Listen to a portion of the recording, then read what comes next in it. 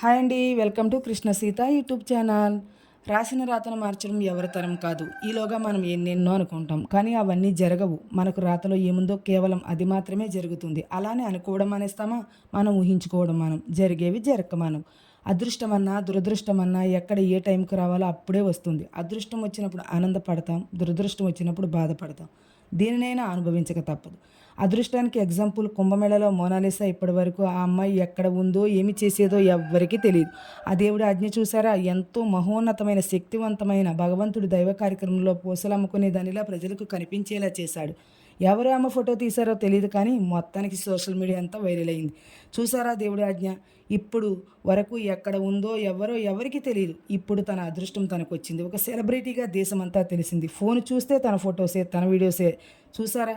ఇది అదృష్టం అంటే. నా వీడియో మీకు నచ్చినట్లయితే నా ఛానల్ని సబ్స్క్రైబ్ చేయండి, లైక్ చేయండి, షేర్ చేయండి. అలా